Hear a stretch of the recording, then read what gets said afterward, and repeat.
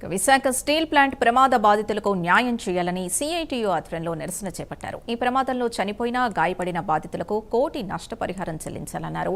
అలాగే ఈ ఘటనపై సమగ్ర దర్యాప్తు చేపట్టాలని డిమాండ్ చేశారు. ప్రమాదానికి కారణమైన బాధ్యులపై చర్యలు తీసుకోవాలన్నారు. ఇక ఇదే అంశానికి సంబంధించిన మరింత సమాచారం మా ప్రతినిధి మీనా అందిస్తారు.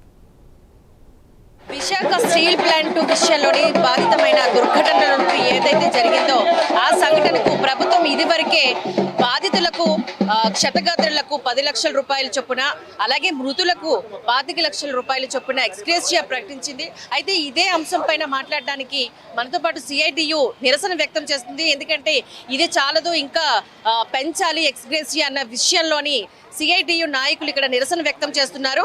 ఇదే అంశం పైన మాట్లాడే ప్రయత్నం చేద్దాం.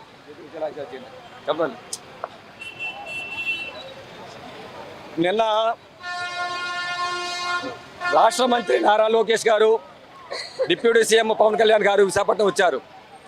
వైజాగ్ స్టీల్ ప్లాంట్లో మరణించినటువంటి కార్మిక కుటుంబాలని పరామర్శించారు. ఈ కుటుంబాలంతా ఏమాశించారంటే, మా నాయకులు వస్తున్నారు, మంత్రులు వస్తున్నారు, ఉప ముఖ్యమంత్రి వస్తున్నారు, మాకు ₹1 కోటి నష్టపరిహారం ప్రకటిస్తారని చెప్పి ఆశించారు. కానీ ఆశల్ని అడియాసలు చేసే విధంగా ₹1 కూడా రాష్ట్ర ప్రభుత్వం నుంచి ప్రకటించకుండా పోయారు. వీళ్ళు నోటి మాట చెప్పి పోయారు.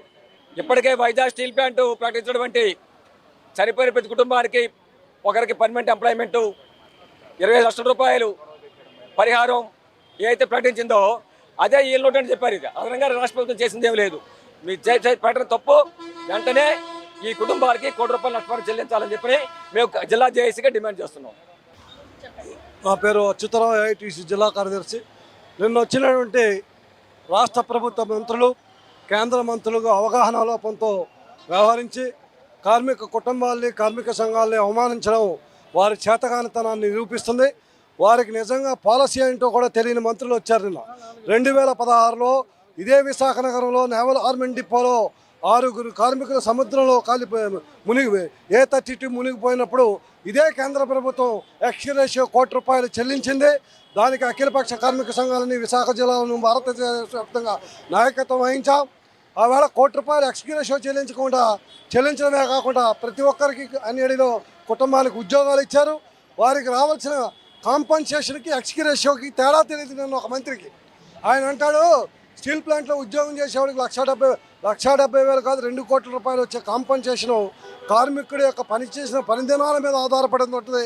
అది చట్టపరంగా వస్తుంది.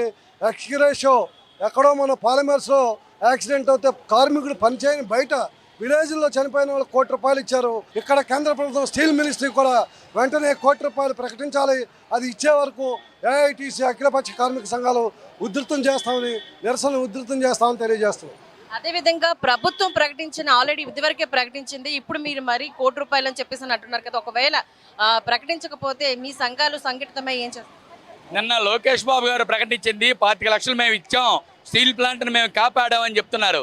మేము అడుగుతూ ఉన్నాం, ఈ రోజున ఎకరం 99 పైసలకి ఇస్తే తప్పేంటి అని అడుగుతున్నాడు. ఎవరికి? పెట్టుబడిదారులకి, కార్పొరేట్ కంపెనీలకి. మేము అడుగుతున్నాం, చనిపోయిన కార్మికుల కుటుంబానికి ₹1 ఇస్తే తప్పేంటి? చనిపోయిన కుటుంబాలకి ₹1 ఇవ్వాలి, క్షతగాత్రులకి 50 లక్షలు ఇవ్వాలి, మెరుగైన వైద్యం అందించాలి, శాశ్వత ఉద్యోగం కల్పించాలి.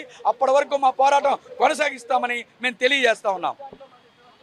నిన్న లోకేష్ గారు, పవన్ కళ్యాణ్ గారు విశాఖ స్టీల్ ప్లాంట్లో జరిగినటువంటి పరిణామాల మీద వాళ్ళు పరామర్శించడానికి వచ్చారు.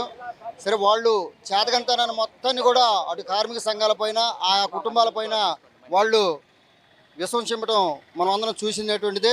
నష్టపరిహారం గురించి ఏ మాత్రం కూడా మాట్లాడకుండా లోకేష్ గారు, మీ కుటుంబంలో చనిపోలేదు కదా, ఈయన ప్రతిపక్షంలో ఉన్నప్పుడు మరి ఎల్జీ ఫార్మర్లో జరిగినప్పుడు ఎందుకు వచ్చాడు? వాళ్ళ కుటుంబం వాళ్ళ కార్యకర్తలు కాదు, వాళ్ళ కుటుంబ సభ్యులు కదా, మరి ఎందుకు వచ్చారు ప్రతిపక్షంలో ఉన్నప్పుడు?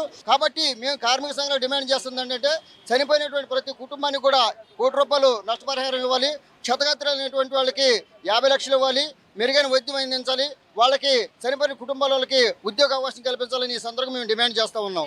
స్టీల్ ప్లాంట్ ప్రమాద ఘటనలోని ప్రభుత్వం ఇదివరకే మృతుల కుటుంబాలకు 25 లక్షలు, అదేవిధంగా క్షతగాత్రుల కుటుంబాలకు 10 లక్షల చొప్పున ఎక్స్గ్రేషియా ప్రకటించింది. అయితే ఈ సిఐటియు ఆధ్వర్యంలోని నిరసన వ్యక్తం చేస్తున్నారు.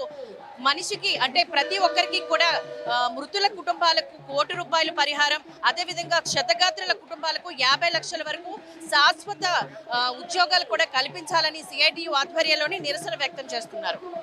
కెమెరా పర్సన్ సూర్యతో మీనా, ప్రైమ్ న్యూస్ వైజాగ్.